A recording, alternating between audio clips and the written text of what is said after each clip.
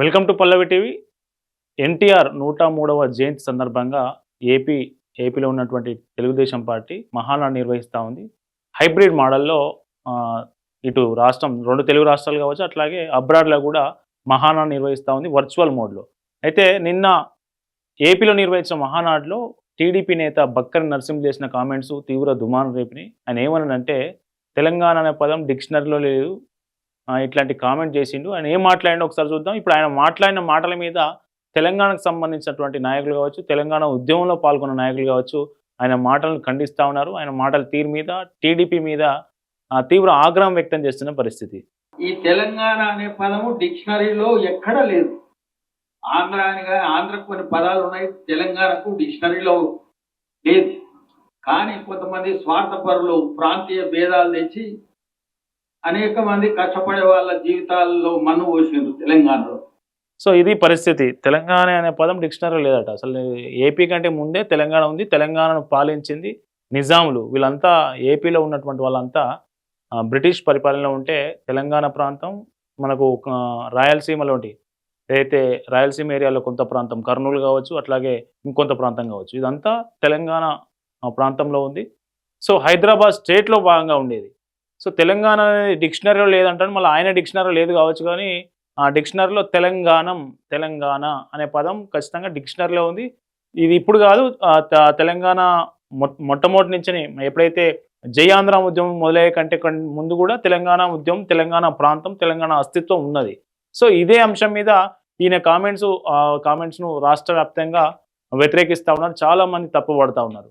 So దీని మీద ఇప్పటివరకు అయితే టీడీపీ అధికారికంగా స్పందించలేదు. కానీ బీఆర్ఎస్ నుంచి అట్లాగే కాంగ్రెస్ నుంచి చాలామంది నాయకులు, బీజేపీ నుంచి కూడా తెలంగాణ బాధలు కొంతమంది ఆయన కామెంట్స్ను తప్పుపడుతున్న పరిస్థితి.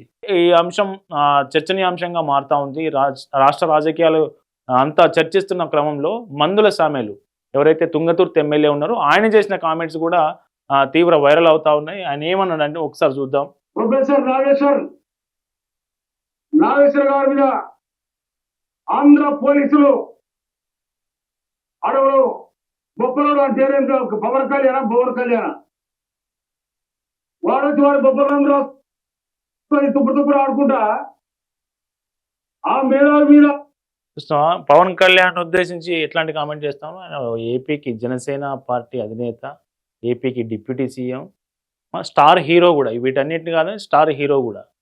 సో ప్రధానమంత్రి లాంటి మోదీ లాంటి నాయకులే పవన్ కళ్యాణ్ చాలా ఆప్యాయంగా అభినందనతో చాలా దగ్గరకు తీసుకున్నటువంటి పరిస్థితి. సో అట్లాంటి ప్రెస్టీజియస్ క్యారెక్టర్ ఉన్నటువంటి వ్యక్తిని ఉద్దేశించి మందుల సామెలు ఎట్లాంటి కామెంట్ చేస్తున్నారో చూడండి. వాడెవరో బొబ్బరోడు అని కామెంట్ చేస్తూ ఉన్నారు.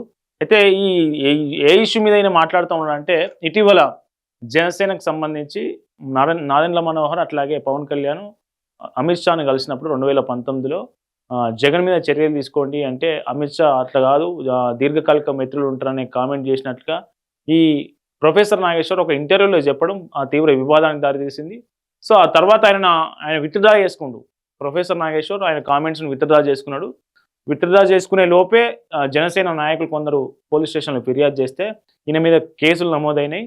సో కేసులు నమోదైన విషయం కూడా ఇటీవల పవన్ కళ్యాణ్ ప్రస్తావించారు. సో కేసులు ఆ విషయం ఆయన విత్డ్రా చేసుకున్నాడు. ఈ విషయం ముగిసిపోయిన అధ్యాయం, మీరు మళ్ళీ తెర మీద దేకండి, ఆయన అరెస్ట్ చేస్తా అని వార్తలు వస్తూ ఉన్నాయి. నేను పోలీసులకు క్లియర్గా చెప్పినా ఎవరు అరెస్టులు అక్కర్లేదు, ఇది ముగిసిపోయిన అధ్యయనం అని పవన్ కళ్యాణ్ కూడా ప్రకటించిండు. సో ఈ ఇష్యూ అయిపోయిన ఇష్యూను మళ్ళీ మందుల సామెలు తాజాగా నిన్న మీడియాతో మాట్లాడుతూ ఇష్టం వచ్చినట్టు మాట్లాడండి. ఒకసారి చూడండి. డాక్టర్ నాగేశ్వర్ అనే ఒక ప్రొఫెసర్ మీద ఆయన ఇప్పటికీ ప్రొఫెసర్ నాగేశ్వర్కు 4 పేర్లు పెట్టిండు. డాక్టర్ నాగేశ్వర్, ప్రొఫెసర్ నాగేశ్వర్ రావు, నాగేష్. సో ఇట్లాంటి పేర్లని వాడిని చూడండి. యూనివర్సిటీ ప్రొఫెసర్ ఆయన భారతదేశంలో ప్రపంచ దేశాలలో జ్ఞానవంతులుగా ఎనాలిసిస్ట్ గా పేరుగాంచిన వాడు ఆయన.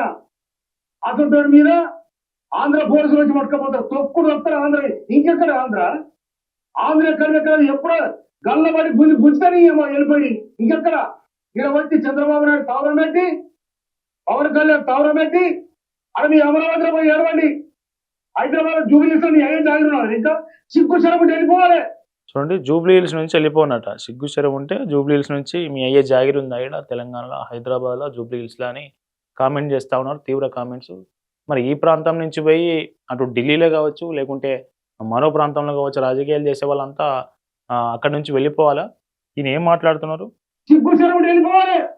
ఇక్కడున్న మేధావుల మీద, ఇక్కడున్న సామాజిక ఉద్యోగాల మీద మీరు చేస్తున్న అరాచక పాలన ఇది నడవదని కూడా హెచ్చరిస్తా ఉన్నాం. మీ తెలంగాణ, మీ ఆంధ్రన ఒక్క తెలంగాణ కూడా వస్తలేడు. కానీ వలస వచ్చారు, బతకనికి వచ్చారు, బతికినట్టు ఉండాలి. కానీ మా మీద పెత్తనం చేస్తూ ఊరుకునేది.